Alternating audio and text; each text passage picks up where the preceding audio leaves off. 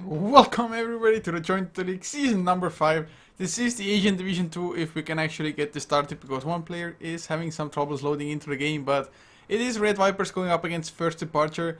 Yes, this is by no means the First Departure that you are used to seeing. Lobby should be the only member from that previous one, but they should be a pretty decent team nonetheless. So far though, they are with a score of 2-2, whereas RV are, I believe, 4-6.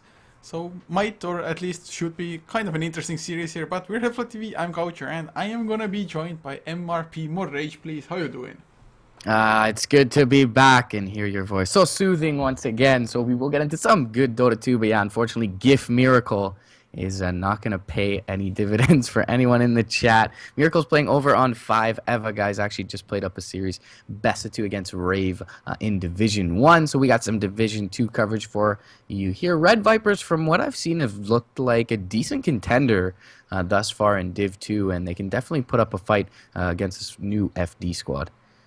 Yeah, it should be true. I mean, they definitely don't have the best results. I mean, Ice must be the team, at least in this part of the division, in 2.1 for jDL, that have impressed. They are 11-1. They are, or they were the team that beat First Departure 2-0 as well. I do believe that one loss was up against Execration. So, I mean, Ice, a team that I hadn't even heard of before. I hadn't seen any of their players play, but teamwork is solid, individual skill is there, so they're definitely a team to look out for in the future, I think. But RV, they should be like a strong enough team to, if nothing else, not drop out of Division 2.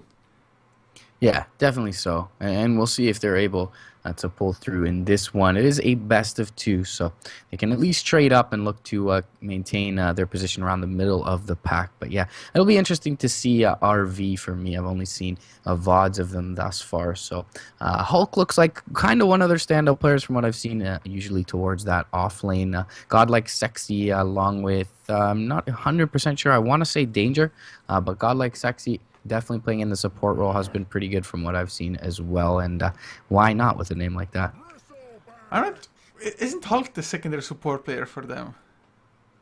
I'm not entirely sure, but maybe The it was last some couple other games I team with watched, somebody with a similar name that played like really bad as support roles, but yeah, last couple games I watched, he played Magnus and Clock, so I okay, think might be. he's the offlaner. Yeah, I'm But either way, probably mixing it up with somebody else whose name is like similar in length and maybe even somewhat with the letters, but Red Viperz starting with a bristleback of all heroes as First Departure, Skyref Mage, plus well whatever hero now, but the Tide Hunter being banned and the Lycan being banned, those are the two heroes that we don't see banned out as often. Usually it's like maybe a Lion, Troll Warlord, something along those lines. yeah, definitely so. It's probably just something Red Viperz are looking for a little bit of a narrow scope in terms of their strat. To pick up a bristleback this early, they must have some sort of plan in mind. We're going to see a little bit of a throwback support duo coming out from FD, Skywrath, Sand King. Very good in terms of their both their ability to find a little bit of farm around the map. They're both pretty effective with items, especially the Sand King, but a little bit of a short range of initiation early on. So we'll see if they're able to get hit their stride in that early game. I mean, the heroes definitely are, or in theory, they are strong enough to do so, but Red Viperz did go for the Lion, but finding out the Phantom Lancer now, it is a hero that I have seen a moderate amount, probably because teams just want to experiment with him. Yeah. Some teams like go for straight off Vanguard, for example, tank him up a little bit just to make sure that you don't get too easily ganked. At least you have enough time to get off the Doppelganger, but what are your thoughts on the Phantom Lancer? I think he's a little bit stronger in lane than most people give him credit for, in fact, especially if he's got some support postured up behind him. I feel like his strongest point of the game is that point where you're about, I would say, I mean, I'll probably catch flame for this, but I'd say like you've got 4 tier 1 items or tier 4 items, however, whichever way you look at it. But I feel like a 6 slotted, he's not quite the hero he used to be. So I feel like he does fall off a little bit into the extra late game. But around that 40-minute mark, I feel like he's very strong, especially in terms of his split push ability.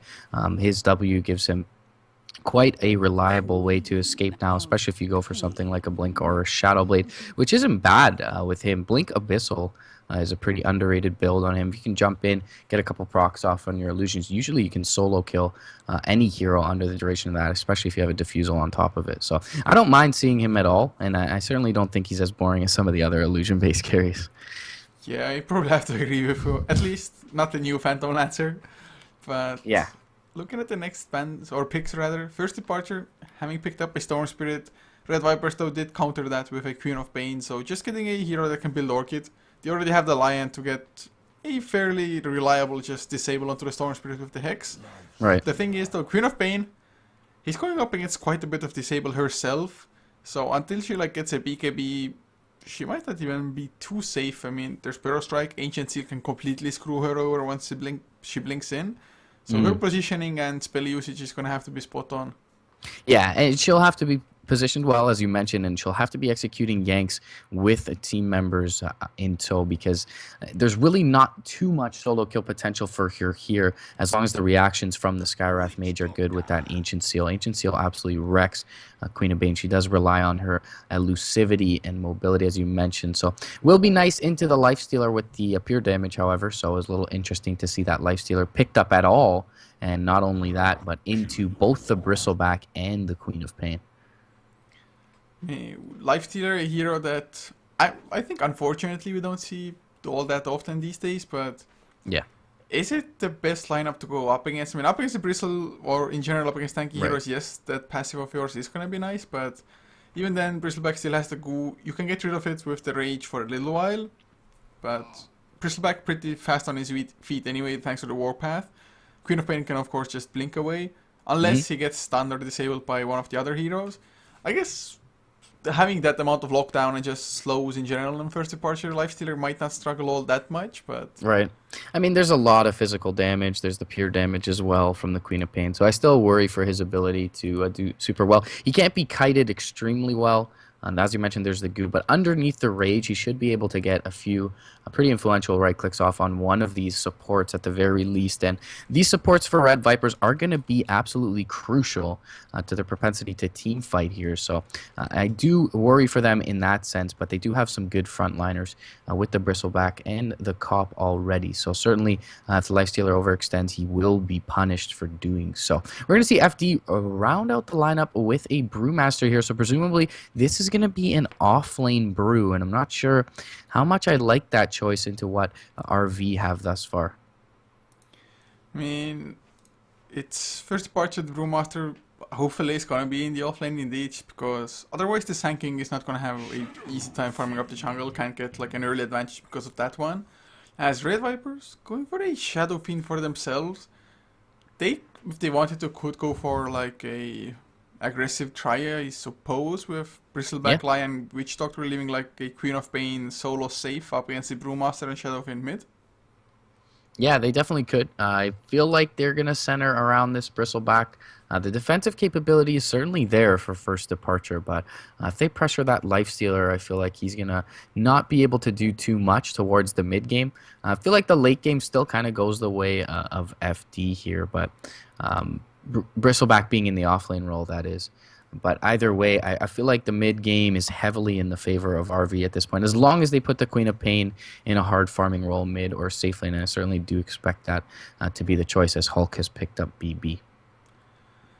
Oh man, this should be a pretty interesting game. I mean, from the both lineups, there should be quite a bit of action going on in this game, or at least that's what I'm going to hope for, as always. Yeah. But neither of those really have the lineups that are designed to just sit back and farm like Naga Siren with the Radiance, just keep on split pushing, something like that. So hopefully gonna be action-packed.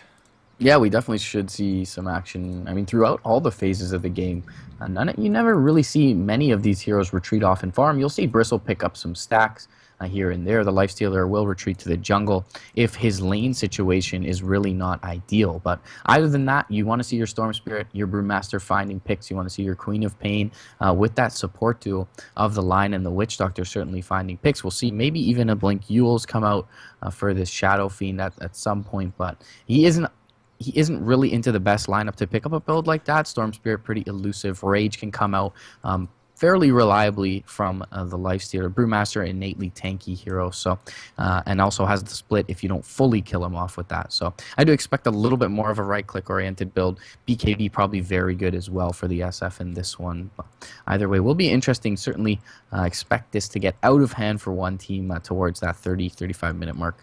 Man, it's I really haven't even like read the flavor texts about some skills, but I just noticed that for Bristleback, for example, the nasal goo is like having caught the cold while stuck in the snow. Bristleback turns it to his advantage. Like, what?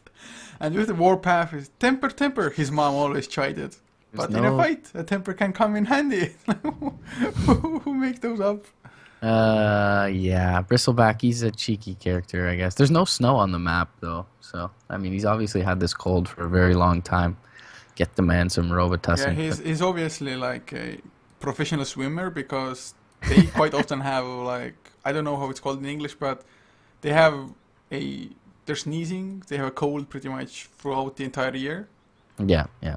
Especially if they hit bongs as well, like Michael Phelps. But either way, hopefully we can hop into this one fairly soon. Looks like we just got a couple heroes to load in here still for either team. Witch Doctor needing to jump in for Godlike Sexy.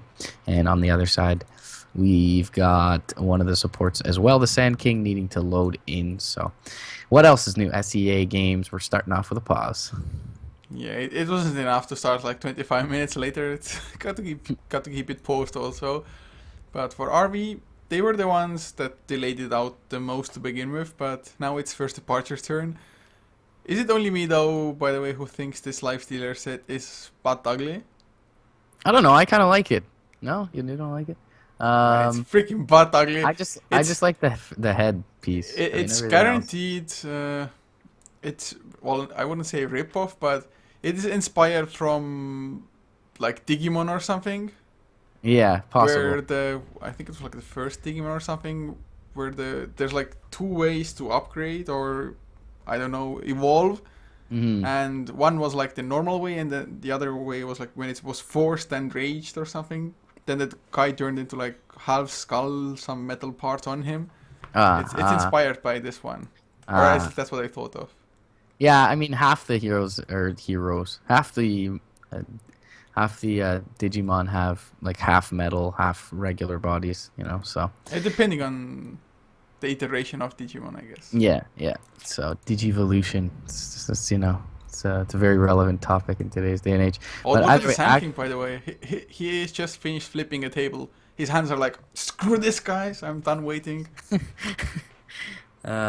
He's pretty frustrated. And his face looks frustrated. He looks pretty Italian, actually, with that hand gesture. With the face? Have a fun, cool, everybody, you bastard. We gotta start the fucking game here. Either way, looks like we're gonna get going. Sand King is a real mobster. Should be some good Dota. Either way, yeah, he's gonna bury some. Unfortunately, he's not. There's no lore in terms of burying people with the fishes, but he can bury people in the sand at least. He's going to pick up boots first on the SK, so something we mentioned, a little bit of a gimp range on that burrow strike up to level 1, but that'll give him some potential to initiate. Perhaps we look for bounty rune engagement coming out from FD. Maybe they rotate through the Radiant side here, but they are going towards that top lane currently, and they've left Angie over on the Brewmaster solo in that off lane. He's got a ward and boots as well, so he's going to look to ward up on the Radiant side, give himself a little bit of info in this off lane. Well, they're definitely grouping up enough to just go for a fight if need be, and it is kind of common to just have one already on the safe lane or something. Of course, depending on what lane you're going to run, but as the Queen of Pain is heading towards the safe lane, seeing out Angie on the Brewmaster now, even Queen of Pain has to escape. Well, there's a crit, guaranteed one, of course, for the Brewmaster. Harassing the Queen of Pain quite a bit, and only having 4 tangos, you can't take that much harassment. Might go for the bot later on. Now, finally turns around with a Shadow Strike, but that's just not worth it. Could have just Shadow Struck him up immediately or skilled up Link to just escape, I don't know. I mean, Blink doesn't make you terrible in lane early on. She should have clicked on him knowing he had the movement speed advantage with the boots, or as you mentioned, skilled up the Shadow Strike very early. Either way, little bit of hesitation coming out from Danger, and he's going to be a little bit lacking in terms of regen in this lane. Should be just fine either way. 1v1, pretty classical matchup. Brewmaster versus the Queen of Pain. Slight advantage to the cop here, but the Brew going to farm very well either way. Shadow Fiend going to pick up the bounty rune top. Angie going to secure that one for himself in the off lane. So going to be a very nice start for this Brewmaster. Yeah, it's always nice to get like extra gold, extra XP of course as well. It's maybe not as crucial for him since he's up against a solo laner as well. But even then, always going to be nice as there are sentry wars going on. Another sentry comes up for first departure. Are we going to see the secondary sentry? Yes, we are. Who misses uphill more? Of course, Sand King can't really help being a melee hero now. Even gets hexed up just to make sure there's no massive burrow strike. But first departure, Pretty heavy commitment. they did manage to kill off that observer ward, so there's just 2 sentries now for RV there. Yeah, definitely so. They're going to give themselves some vision on the high ground as well. They'll be able to deward that last sentry. And nice little economic advantage going their way, but still both a lot committed from both sides. It's going to be the Bristle up against the Lifestealer tri lane here. So it is the aggressive tri and the Queen of Pain in the safe lane, as you mentioned. What are your thoughts on this mid matchup here? Closer's SF up against the Fixer's Storm Spirit. I would normally probably even favor a Shadow Fiend, but Fixer's off to a really great start. I mean, Closer hasn't been able to get himself a single last hit. Now he does get the first one, and of course, as you start getting those souls, it's going to get easier and easier. Also, being on the Radiant side, you have easy access to your own jungle. But up until Storm Spirit gets level 6, I think Shadow Fiend, at least on paper, should have the better time. Once the Ball Lightning comes out, though, Shadow Fiend has to be a little bit careful. Yeah, Fixer's taking a little bit of harass here. They got rotations in from 7. He's not going to get in range, but there's a long-range raise. The Hex is there. One more right-click. First blood going the way of your red Vipers. Meanwhile, Hulk in the off lane going to be right-clicked down by Lubby. And both teams will trade cores here. Storm Spirit going down in the mid for that off-lane Bristleback. And I believe we didn't even properly introduce the lineup. So for the side of first departure, we're going to have Chastieful on that Lifestealer, leaving Lubby on the Sky of Mage with, well, letters I cannot pronounce, or I cannot even read, I guess, is on the Sand King, leaving Fixers on the Storm Spirit mid lane, and last is Angie on the Brewmaster off lane. Yep, in the safe lane up against that Brew, we're going to have Red Viper's Danger Alert on the Queen of Pain in the mid lane. We got Closer playing on that SF, picking up the first blood, and over towards the off lane, 7 going to be playing on that Lion, accompanied by his other support god like Sexy on the Witch Doctor, and finally Hulk, who just went down on the Bristleback.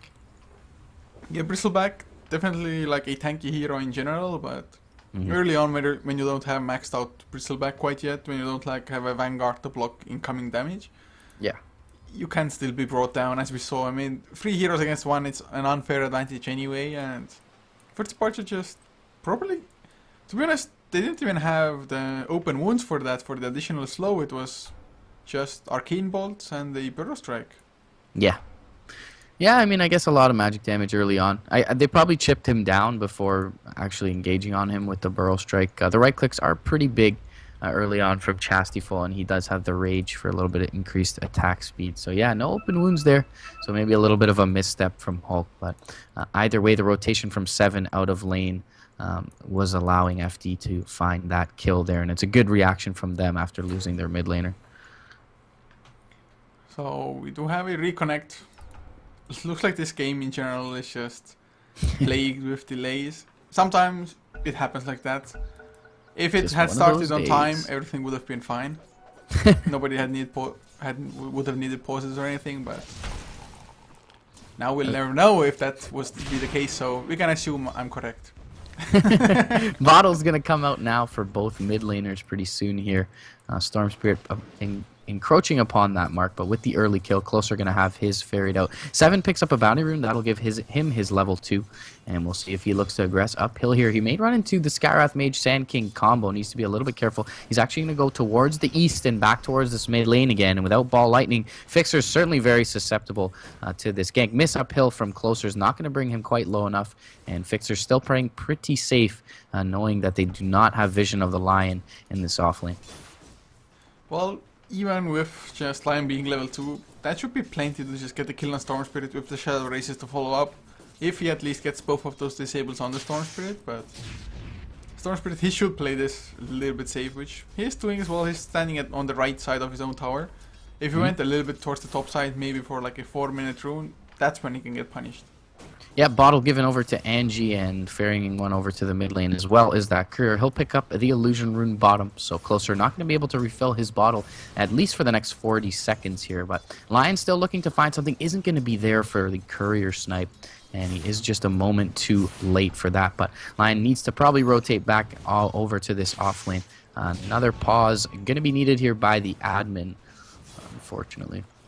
Well, as always, people are ignoring the admins. It's like in the lobby, is your last one coming? Quiet. You need the pause. Don't care. Okay, so he's just gonna pause it himself. He's got the power! Yeah. Unfortunately. And they didn't even notice that he asked for it. Either way, yeah.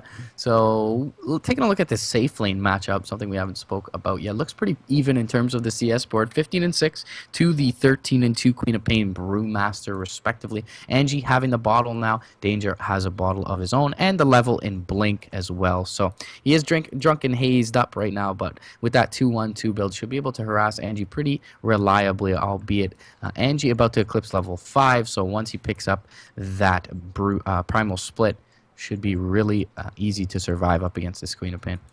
So just a little heads up, this pause might last a little bit longer because the admin, for a reason unknown, is contacting First Departure in the background here. So I'm not entirely sure, but maybe the Chinese letters do this, somebody from like Division 1, so in theory shouldn't be able to stand in, or well, I guess he can stand in, but it being against the rules might end up with like a default win for the enemy team, who knows? It might be something along those lines, maybe it's something else. For a second I was like, maybe they have 3 stand-ins when you're only allowed to have 2, but that shouldn't be the case. Yeah, hopefully that we can get these issues rectified here, but either way, it's a little bit unfortunate, as you mentioned. White and brown or blue and black? Oh, that stupid dress. Oh, God. I actually like. I don't even want to. I don't even want to. What the hell is it? Attention. What? I have no clue what it even means. It broke the internet. Everyone's an idiot. That's all I can say. Cool. Cool story, bro. Danger is not going to contest this rune. 4 minutes. Angie going to be able to pick that up. The Lion will secure top lane for his SF. It's going to be a haste. Nice rune to pick up here for closer. He doesn't quite have that level 6, so can't look to find a Requiem off the back of a Lion Disable, and it would be a little bit low on mana as well to do so, but we'll be able to rotate back to lane and perhaps look to stack up some camps with that haste. Or look for some aggression before Fixers picks up that level 6. But Ball Lightning going to be available soon for him. And 7 going to rotate up to the high ground. Not going to find much here. Although the Sand King is farming up a pretty big stack. And if he's able to walk in at a very convenient timing, he will run into a creep here. So he does know the Sand King's here. Not going to run around solo though. Mid lane. Gonna look to wrap onto Fixer's level 6, not quite there yet. Fixer's looking to juke. He gives himself a little bit of vision. He'll be hexed up though. 1 raise, 2 raise, impale. He's dead. And the second time in the game, the Storm Spirit going down. Haste rune pop for good measure by closer for any TP rotations. Yeah, even shares a bullet charge to 7 as well there. Just to make sure the client doesn't have to go all the way back home. With the 2 tangles, he's gonna be able to get back to full HP for sure. But indeed a nice kill, perfect timing as well, more or less before Storm Spirit does hit at level 6. Because once he gets to level 6, I mean, he saw the gank coming this time around, he just didn't have anything to do about it other than try to run away or choke. Next time around, though, easy Ball Lightning when you see it coming like that.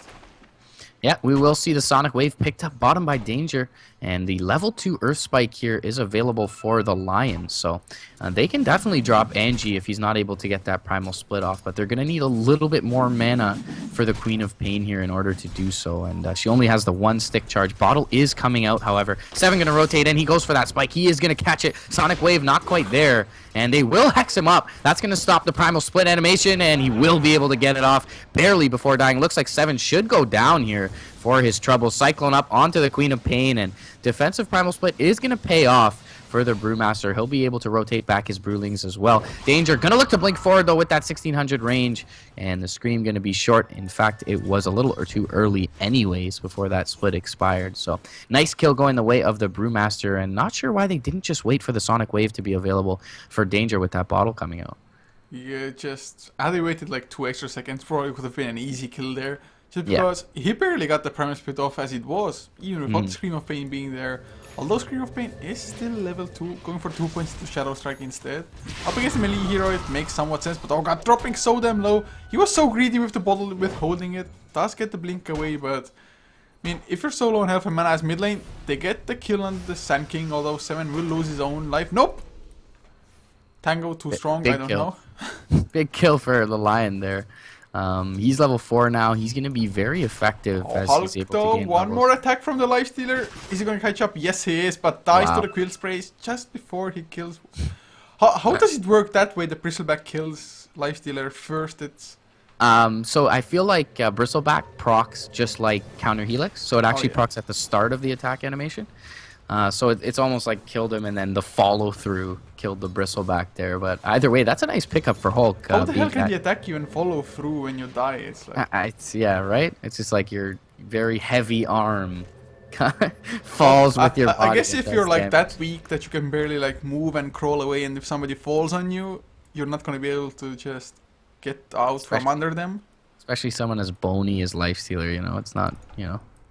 It's Yeah, not he like just died Patch. from shock of a bony creature falling on him. Yeah, he just gasped and he was so. Or well, to be fair, looking at the arm pieces that the Lifestealer has, He's got some spikes. yeah, right? if his hand just fell, it still does damage. So Yeah, for sure. without a set, Bristleback would have survived. It's all pick up your hats, boys and girls. That's how you win Dota games for sure. But either way, Farmore looks pretty even thus far. If you take a look at the graphs, it's only about a 1,500 net worth lead going the way of First Departure. Probably a big part of that is Angie able to get that solo kill off bottom. He's almost level 8 on this Brewmaster. If you look at the hero levels, pretty much at the same as the cores over on the side of Red Viperz, but they do have the Sand King in the jungle farming fairly well. 1,200 gold onto him, so there's a little bit of a gap been widened there between the supports. Level 6 Sand King to the level 4 and 3 of all the other supports in the game. Yeah, it's just the fact that at the moment Sand King, level-wise, he's ahead by quite a bit, but farm-wise, Lion isn't all that far from him, just because he has been a part of free kill. Yes, he died to the Brewmaster once, but Yeah. at least has the Tranquil Boots, which kind of a core item in a Lion, because you don't run into mana issues too much having the mana burn, or mana drain rather. Mm-hmm. So Lion, he's still decently well off. Of course, you want to get your level 6 as early as you can. Same story with the Witch Doctor. Get the Death Ward, get the Finger of Death, silent fights are a hell of a lot easier for you. Mm-hmm. But Sand King, does he have a couple of stacks left, or nope? Just single stacks or single camps at the moment everywhere. Yeah, danger alert, gonna TP back to the bottom lane. He's got the Sonic Wave available to him, but Angie gonna look to maybe find something mid. 25 seconds until that Primal Split is available. He's gonna sit in the cover of the Roche Pit for now, looking for Rune fairly soon. Hulk gonna go down once again in the top lane, and Angie just chopping a deuce in the Roche Pit. So he's actually he took take his like keyboard with him. He's like, guys, wait, you really have to go. So this game really we've been paused for longer than we had game time, I think. Probably at this point. This Brewmaster is exceptionally close to his Blink Dagger now. Yeah. It's going to be a pretty massive pickup. Of course, some games you see like an early Blink Dagger, but no follow-up to that one. But considering they also have a Sand King who should also be able to get his Blink Dagger, I'd say like 11-12 minute mark, if not earlier. So, considering that double Blink threat up against RV, how do they like defend their Shadow Fiend if he gets jumped like that? They're going to have pretty much the Lion behind him at all times. I mean, there's level 2 in Voodoo Restoration, but we haven't seen it save Hulk here very much, especially 2 versus 3. And mid lane, there will be an invisibility rune secured by the support duo of First Departure. They're going to give that over to Fixers in his bottle, and that could mean that they will cue some aggression off this. We'll see RV posture up pretty defensively behind their tower here. There's a nice aggressive ward placed on the cliff by Lubby as well. So that'll give them some information to rotate over now with the ball lightning. Closer going to look to stack up the large camp here. Is a little bit early. He's actually just going to farm it up. So doing decently well on the Shadow Fiend, but no big item going to come out anytime soon for him. So Angie has the Primal Split, of course. You should not at least be able to solo kill the Queen of Pain unless the Queen of Pain has just blinked beforehand. Because level 1 blink, kind of a long cooldown still. Sand King though, farming up the jungle. 7 knows it's going on, but can he do anything about it? He could go for like a blind Earth Spike, try to snatch that Satyr, but... He is soaking some XP. He'll get his level 5 off of this, so that'll be a nice pickup. If he hangs around, you want to do that. He does pick up his level 5, so cheeky play from 7 going to come out there. Hulk looking to farm up the lane a little bit. Isn't doing extremely well on this Bristleback so far. Only 25 CS to his laning counterpart in the Brew, who has 41. And of course, the Lifestealer with 42 at this point. So Lifestealer has picked up the Face Boots, has the Quelling Blade. With the Bracers, I guess Drum's next. So is it just going to be the casual race car Lifestealer? Probably. I mean, I don't mind Sanjin Yasha in this game. There's a pure damage coming out from the Queen of Pain, a lot of physical damage coming out from the Bristle and the Shadow Fiend. But we'll see. 7 going to run into the support duo, and the Fireball Lightning as well going to secure the kill for Fixers. So they only pick off a line. They're not the biggest deal, but 7, as you mentioned, doing pretty well thus far. So still a certainly worthy kill going the way of First Departure. But yeah, maybe even AC could come out for pretty early for Chastity. It'll help him hit hard, and it's pretty good up against the Witch Doctor, Bristle, and the Shadow Fiend. Definitely not a bad item to go for, so maybe he's going to go for it. I think at one point in the game he is most likely going to pick it up. It just depends on how late he wants to go for it. Maybe it's really just Drums into SMY into possibly Basher. Of course, if you get like AC first and Basher next, then Basher suddenly gets extra values because you're attacking a hell of a lot faster as well. So either way would be fine. I think as Lobby, he's gonna... I don't think he saw the Shadow Fiend, but had he just gone through the trees, probably would have gone down himself because 7 was close by. Yeah, definitely so. Would have took a lot of damage if not going down. But he's going to rotate to the bot lane. Double damage here for Danger, so he's feeling pretty good. Aggressive up in this lane. He's going to get sealed up if Lubby's able to rotate around onto him. I'm not sure if they quite have vision. They will have the vision now. Jump forward, clap is there, and the Ancient Seal going to land in time. Danger going to go down. That blink animation a little too long. He actually blinks to the right, but the Arcane Bolt finishing him off in the tree line, and a very nice kill going the way once again of Angie's Brewmaster along with Lubby's Skywrath Mage, and now level 9 with the blink available for Angie. And this Brewmaster has gotten way too much for being in the offlane. Does he carry a TP? No, not yet, but he's gonna, yes, thank God, pick up one now. So if he really wants to, can just TP top lane, for example, blink, thunderclap, open wounds, and either the Bristleback or Witch Doctor is probably gonna die.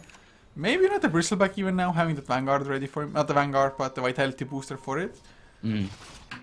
So, Bristleback tanking up for sure at the moment. A little bit low on mana possibly, and Lifesteal just keeps on coming in. Whacks away with one punch, then again, dropping rather low himself. But Witch Doctor, not the best hero to punish Lifestealer for doing so. Yeah, definitely so. We're going to see a zip forward in the mid lane from Fixers. He's going to be able to pull in closer. They're trading right clicks, and the Death Requiem not going to be enough to finish him off. He's going to disjoint the tower hit as well with that last ball lightning. Very nice play on the edge from Fixers. He'll pick off a revenge kill onto that Shadow Fiend. And the Blink Dagger comes out as well for the Sand King top lane. They're going to jump in with the open wounds. Thunderclap is there as well onto Hulk. Primal Split even going to be committed. They're going to drop Chassis really low, and the Quill Spray will finish him off. Jump forward, Scream of Pain is there onto Lubby as well. Shadow Strike gonna slow him down. Fixer's zipping forward though. Does have enough mana for the pull. Ancient Seal, Burrow Strike, Boulder Toss, and the Remnant gonna finish off the Queen of Pain. Looks like Godlike Sexy gonna be falling here as well. And if you include that kill on the SF mid, 4 for 1 overall on First Departure, and they're even lucky to get the kill on the Lifestealer. I mean, the Bristleback didn't have the Vanguard, only 2 points into the Bristleback ability. Even so, it took them a really long time to get the kill there, to be honest. Lifestealer was like, I got the kill. It's like, nope, Bristleback survived. I have to chase him a little bit longer. And once again, Bristleback, he got the kill on Lifestealer before Lifestealer came to Bristleback. Oh man, same situation. It's a little bit funny to see, but yeah, still excellent trade for them. Especially the Storm Spirit. I mean, one of the highest momentum-based heroes in the game, more or less. Yeah. Somewhat the same with the Slark, for example, but... Level 11, 2k gold in the bank. Is it straight off Bloodstone time for him, or would you prefer another build? I love Orchid in this game just because there's a Queen of Pain. She's really susceptible to that, and doesn't have the biggest base HP pool at this point. So I want Fixers to come out with an Orchid here. Bloodstone not bad, especially considering how well he's been doing. So either one would be pretty good here, but I feel like there's not going to be a BKB out soon for any of these heroes. And in fact, if they've clicked on Closer anytime, had vision of him, they will in this mid lane now. He's opting for that. Yules jump forward. There's an Infest Bomb onto him, and with that pull-in, easy kill. Fixer's dropping very low, but he'll dodge the Impale. And Chastity even to put a few right clicks into the face of 7. Once again, after having a very good start, we're going to see the SF drop in that mid lane. Man, Lifestealer, best counter to a Shadow Fiend. Usually melee heroes, it's like you never want to be close to a Shadow Fiend when you're killing him or when he dies, because Death Requiem also does a hell of a lot of damage. You're raged up, you don't care. Another Ball Lightning Burst Strike will set it up. Fixers doesn't even need to use that Electric Vortex, and I have to say, I'm just happy to see people skilling up Electric Vortex, because at the moment, like most popular build is skip Electric Vortex until like level 9 or something, but he already has it maxed out. Yeah, I mean, most of your damage comes from overload, and the extra duration on Vortex, if you do the math, if you zip around during that duration, it actually gives you more damage than a maxed out static remnant. So that's often the build I opt for, but I'm a scrub, so who wants to listen to me? But either way, mid lane is going to be completely occupied by First Departure here. They're going to look to take down this tier 1, and Closer is a little bit susceptible. Blink forward, Burrow Strike. They're going to jump forward with the Ball Lightning. He's going to use himself defensively, only going to delay the inevitable here, and he's going to go down for the 3rd time in about as many minutes, and they will give up this tier 1 in the mid lane. No trade going the way of Red Vipers in the top lane, and things starting to get out of control for this Red Viper squad. Yeah, excellent ward. I have to say, First Departure just getting the aggressive warding, and with the kind of heroes, with the Storm Spirit being able to jump in from God knows where, depending on how much mana he has, of course. Also the double blinks, and well, look at Chestyfall. He's going for that armlet now, and another Storm Spirit just Lifestealer bomb coming out. Man, things are looking great for them, and the amount of farm they're getting on their cores, even the Sand King, of course, extremely farmed. Scar of Mage, having that Mystic Flare, having enough mana even to use it, especially with the Arcane Woods picked up on Sand King. They're just a massive gank squad now. Yeah, and they have the Primal Split available with the Blink. Blink was just used by the Queen of Pain as well. Jump forward, Burrow Strike, easy kill onto Danger Alert, and 40 seconds on the sideline after just dying as well. She's really been stifled in her item progression, only has the treads, 1 Robe of Magi with that Null Talisman, and she's going to be very ineffective here. Hasn't even picked up that level 2 ultimate, and up against what First Departure have, they really need to be worried about her ability to contribute to these fights. We'll see what the item build is now from the Storm Spirit. He's got 3k gold in the bank saving up at the moment, and maybe he looks for a little bit bigger of an item. Maybe a Scythe of Vice comes out as opposed to that Orchid. Oh god, I just saw health dropping, but I wasn't fast enough to move my mouse to the hero and double click him. So that was Epicenter Burst Strike just coming out from the Sand King. Another kill Shadow Fiend. Usually Shadow Fiend is like a hero that even if your team is doing bad, that's like the one hero that still has some pretty nice farm. He's just completely shut down though, just... If you continuously kill the Shadow Fiend, there's nothing he can do, and it was a little bit of an odd playstyle from him. I mean, he kept returning to the mid lane. He never retreated to the jungle. They never prepared stacks for him. He kept getting picked off just at the edge of the high ground on his side of the map with the Ball Lightning initiation. So I feel like Closer really needed to retreat and start to find his farm. And the Yules build is really something you want to grab when you're aggressive. It's something that you want to use to push out the lane often and retreat to the jungle with that extra mana regen. And he just hasn't been able to do that. So I feel like the item build doesn't overlap. Meanwhile, 7 top lane going to get picked off. Big right clicks coming out from the Lifestealer. Godlike Sexy going to be the next to fall. 2 easy pickoffs. The split going to be committed here. Closer going to get Vortexed in. He'll be dropped as well. Death Requiem not going to kill anybody. And Hulk doesn't look like he's going to find a kill for his troubles this time. Although Chastity dropping pretty low again. He'll be burrowed up, brought down, and everyone getting low. But the entire lineup of Red Vipers is pretty much dead. Actually, Queen of Pain rotates in with a Sonic Wave there. She probably gets 3 kills. But either way, was sitting bot lane looking for some farm after having her farm really hindered here for a long time. And it looks like Angie, feeling very tanky, is going to look to pick up this tier 1 as well. So taking a look at the graphs now, Red Vipers in excess of a 10k net worth lead and 15k in the weight of experience. This game so far, at least there's been quite a bit of action here, so it was, I'd say, worth the wait and worth to just sit through the pauses here, but First departure, I'd be somewhat surprised if they lost this game. Late game wise, it's somewhat even, I think. First departure, just the initiation advantage that they have with the double blinks though is, and of course the Storm Spirit Ball Lightning. It's something that they're gonna have throughout the entirety of the game, more or less. Until Queen of Pain possibly gets a BKB, but she's going for a like super delayed Orchid still. Only has the one Oblivion Staff, 270 gold after that. Yeah. I mean, is this Orchid even gonna do anything once she finishes it? Highly, highly doubt it. If it allows them to get a finger and a Sonic Wave off onto Fixers, that'll be nice. But certainly they still have the Brewmaster. They've got the Lifestealer as well. Danger! Oh, blinks over the Skyrift Mage. She's gonna be fine. Concussive shot though, long zip in. Just look at how much damage the zip itself did already. Yeah. Ball Lightning there without even the Ancient Seal, and already the 12 charges before that initiation onto the Bloodstone allows Fixers to do that pretty reliably. He's got his Remnant giving vision as well. 7 gonna get jumped in on, easy kill on the Lion. And already very nice play from First Departure, sticking around after the game. He just finished the Bloodstone. How the hell are you up to 14 charges? Yeah, GG called as well by Red Vipers, and too much map presence from FD here, and miracle or no miracle, they're gonna roll Red Vipers in game 1. That looked way too easy for them. Of course, if not for the like lineup, not this current roster, just the name First Departure itself should already indicate that is kind of a classy team, and they definitely show that in this game. But we're gonna still have game number 2. Maybe we're gonna see extremely different of a draft from RV, for example. Yeah. Of course, it's not like the draft was bad or anything. The laning situation was also decent. Maybe just slightly outplayed, not entirely sure. It's just the blink daggers. Yeah, I feel like a couple of missteps from the Queen of Pain a little bit early on. With that Lion gank that was turned around on them, if they just waited the extra couple seconds for the bottle to come out, they would have killed off the Brew, and that could have been a very different situation for Danger Alert. As well, they left Hulk a little bit alone too long in that top lane. Closer, a little bit too aggressive farming up against the Storm Spirit. Needed to retreat back into his jungle. But either way, First Departure taking advantage of it in game 2 on the way. They'll take the first one pretty handily here. Yes, so guys, we're gonna be back in just a couple of minutes, hopefully so at the very least, with game number 2, so stick around, don't go anywhere.